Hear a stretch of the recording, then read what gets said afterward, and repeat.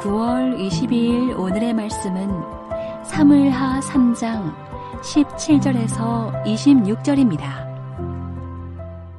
아브넬이 이스라엘 장로들에게 말하여 이르되 너희가 여러 번 다윗을 너희의 임금으로 세우기를 구하였으니 이제 그대로 하라. 여호와께서 이미 다윗에 대하여 말씀하시기를 내가 내 종 다윗의 손으로 내 백성 이스라엘을 구원하여 블레셋 사람의 손과 모든 대적의 손에서 벗어나게 하리라 하셨음이니라 하고, 아브넬이 또 베냐민 사람의 귀에 말하고 아브넬이 이스라엘과 베냐민의 온 집이 선하게 여기는 모든 것을 다윗의 귀에 말하려고 헤브론으로 가니라. 아브넬이 부하 20명과 더불어 헤브론에 이르러 다윗에게 나아가니 다윗이 아브넬과 그와 함께한 사람을 위하여 잔치를 배설하였더라. 아브넬이 다윗에게 말하되 내가 일어나 가서 온 이스라엘 무리를 내 주 왕의 앞에 모아 더불어 언약을 맺게 하고 마음에 원하시는 대로 모든 것을 다스리시게 하리이다 하니, 이에 다윗이 아브넬을 보내매 그가 평안히 가니라. 다윗의 신복들과 요압이 적군을 치고 크게 노력한 물건을 가지고 돌아오니 아브넬은 이미 보냄을 받아 평안히 갔고 다윗과 함께 헤브론에 있지 아니한 때라. 요압 및 요압과 함께한 모든 군사가 돌아오매 어떤 사람이 요압에게 말하여 이르되 넬의 아들 아브넬이 왕에게 왔더니 왕이 보냄에 그가 평안히 갔나이다 하니, 요압이 왕에게 나아가 이르되 어찌하심이니까? 아브넬이 왕에게 나아왔거늘 어찌하여 그를 보내 잘 가게 하셨나이까? 왕도 아시려니와 넬의 아들 아브넬이 온 것은 왕을 속임이라. 그가 왕이 출입하는 것을 알고 왕이 하시는 모든 것을 알려 함이니이다 하고, 이에 요압이 다윗에게서 나와 전령들을 보내 아브넬을 쫓아가게 하였더니 시라 우물가에서 그를 데리고 돌아왔으나 다윗은 알지 못하였더라. 사무엘하 3장 17절에서 26절 말씀을 함께 묵상하겠습니다. 아브넬은 이스보셋이 결국 다윗에게 패배할 것임을 알았습니다. 이 전쟁에 승산이 없다고 판단한 아브넬은 어제 본문에서 먼저 사신을 보내어 다윗을 도와 온 이스라엘이 다윗에게 돌아가도록 하겠다고 전했지요. 이 항복 제안을 받아들인 다윗은 사울의 딸 미갈을 데리고 오라는 조건을 제시합니다. 아브넬은 자신의 항복 제안이 받아들여지자 이제 이스라엘 장로들을 설득하기 시작합니다. 17절에 보니 이전에 이스라엘 장로들은 다윗을 왕으로 삼고자 하였습니다. 하지만 이것을 막은 이가 아브넬이죠. 그런데 이제 이 전쟁에 승산이 없음을 알고 여호와께서 다윗을 통하여 이스라엘을 블레셋과 모든 대적의 손에서 구원할 것이라고 설명합니다. 그리고 아브넬이 19절에 베냐민 사람의 귀에 말했다고 하는데요. 이는 베냐민 지파가 이스라엘의 중심 세력이었고 또한 사울이 베냐민 지파였기에 특별히 베냐민 지파의 동의를 얻어야 했고요. 특별하게 상의했다라는 그런 의미입니다. 이제 이스라엘과 베냐민 지파의 동의를 얻은 후 아브넬은 부하 20명을 데리고 직접 다윗을 만나러 헤브론으로 갑니다. 아브넬이 헤브론에 오자 다윗은 잔치를 베풀었습니다. 이는 아브넬의 항복 제안을 받아들이겠다는 것이죠. 이에 아브넬은 21절에 이미 사신을 통해서 말한 것을 자신의 입으로 체결합니다. 온 이스라엘을 다윗 앞에 모아 언약을 맺게 하고 마음이 원하는 대로 모든 것을 다스리게 하겠다고 하지요. 이 제안을 마지막으로 받은 다윗은 흡족히 여기고 아브넬을 평안히 돌려보냅니다. 아브넬은 정말 정치적 수완이 뛰어난 사람이지요. 아브넬은 하나님이 다윗을 기름 부어 세웠다는 것을 알면서도 이스보셋을 왕으로 세웠습니다. 자신의 정치적 야욕을 이루기 위함이지요. 그리고 정세가 위태롭게 되자 이스라엘과 베냐민 지파를 다윗에게 귀속시키겠다고 합니다. 여러분, 아무리 허수아비 왕이라도 지금의 왕은 이스보셋이지요. 하지만 아브넬은 요즘 말로 하면 이스보셋을 패싱하고 마치 자신이 왕인 것처럼 이스라엘을 다윗에게 귀속시키겠다라는 놀라운 정치적 수완을 발휘합니다. 이렇게 함은 자신이 다윗 나라의 한 자리를 얻기 위함이겠지요. 그래도 이스라엘과 베냐민 지파의 2인자였으니 다윗이 그만한 대우를 해줄 것이라고 여겼겠지요. 이 아브넬의 행보에 선함과 정의로움이 보이지 않습니다. 이런 사실을 다윗이 모를 리 없지요. 아브넬의 간악을 모를 리 없습니다. 다윗은 현재 왕은 이스보셋임을 알고 있었고요. 그러니 지금 아브넬이 진행하고 있는 이 일도 이스보셋이 해야 함을 알고 있었지요. 그런데 다윗은 아브넬의 항복 제안을 받아들입니다.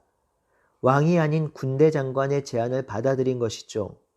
이러한 다윗의 행동에 그리고 결정에 찬반 양론이 있을 수 있습니다. 하지만 여기서 가장 중요한 것은 이로 인해서 이스라엘이 평화롭게 통합될 길이 열렸다는 것입니다. 우리는 2장 12절에서 16절에 동족끼리 비참하게 싸우는 전쟁을 보았고 이미 사무엘상 후반부에 사울이 다윗을 죽이고자 혈안이 되어 있는 모습도 보았습니다. 동족끼리 물고 뜯고 죽이는 그러한 싸움과 전쟁에는 어떤 기쁨도 평안도 없음을 보았습니다. 이 전쟁과 싸움의 고통과 아픔을 알고 있는 다윗은 비록 이스보셋이 아닌 아브넬이 한 제안이라도 그 길이 평화를 모색하고 더 이상 누군가를 죽이지 않아도 되는 길이기에 그 길을 선택하고 있습니다. 성도 여러분, 하나님 나라는 샬롬의 나라입니다. 평화의 나라입니다. 평화는 깨진 관계가 회복된 것이며 그 관계 속에서 서로 사랑하는 것이 바로 평화입니다. 이 평화가 가장 처참하고 비참하게 깨진 결과가 바로 전쟁이고 싸움입니다. 전쟁과 싸움에는 평화가 깃들지 못하지요. 그러니 하나님이 주신 평화를 누리고 평화를 세우기 위해서는 싸움과 전쟁을 멈춰야 합니다. 싸움과 전쟁이 멈출 수 있다면 내가 조금 손해보고 내가 조금 양보해도 괜찮습니다. 왜냐하면 그 손해와 양보로 잃은 것보다 평화를 얻은 것이 훨씬 더 큰 기쁨을 가져다 주고 유익을 주기 때문입니다. 예수님도 하나님과의 평화, 사랑과의 평화를 회복시키려고 자기 목숨을 내어주셨지요. 자기 목숨과 이 평화를 맞바꾼 것이지요. 이사야의 예언대로 그 목숨을 내어줌으로 우리가 평안을 누리고 나음을 입은 것이지요. 오늘도 평화의 사도로 내가 있는 곳에서 평화의 전령자가 되고 평화를 누리는 우리 모두가 되기를 바랍니다. 다음 본문은 이 평화가 깨지는 이야기가 기록되고 있습니다. 22절에서 26절을 살펴보겠습니다. 다윗의 신복과 요압이 적군을 치고 노략한 물건을 가지고 돌아왔습니다. 이때 어떤 사람이 요압에게 아브넬이 다윗에게 이스라엘을 넘기겠다는 제안을 하고 평안이 돌아갔다고 전합니다. 그러자 요압이 다윗에게 나아가 어찌하여 그를 그냥 돌려보냈냐고 묻습니다. 요압은 아브넬이 지금까지 했던 행보를 보면 절대로 선한 의도로 다윗에게 온 것이 아니라는 것이죠. 그가 이곳에 온 것은 다윗의 상황을 염탐하러 온 것이라고 합니다.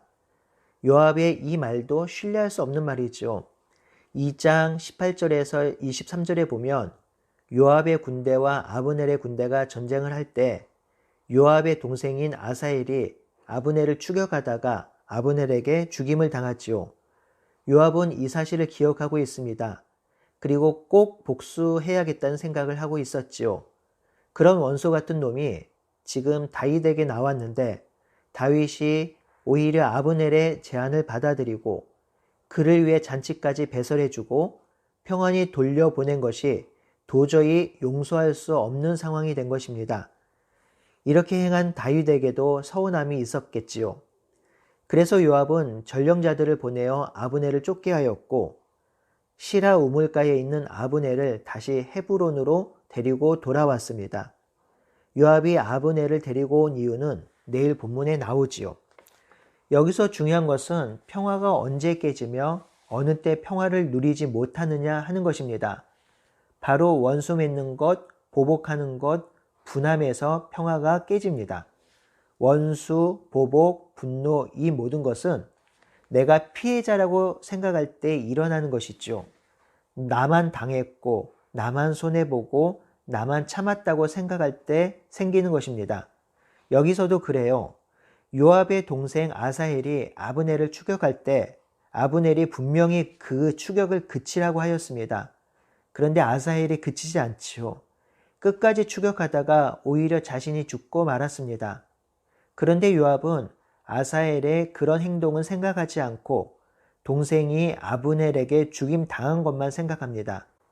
결국 내 입장에서 나만 손해보고 나만 피해자고 나만 참고 있다는 생각으로 가득 찰 때 우리는 원소가 생기고 보복을 하고 싶고 분노가 치밀어 오릅니다.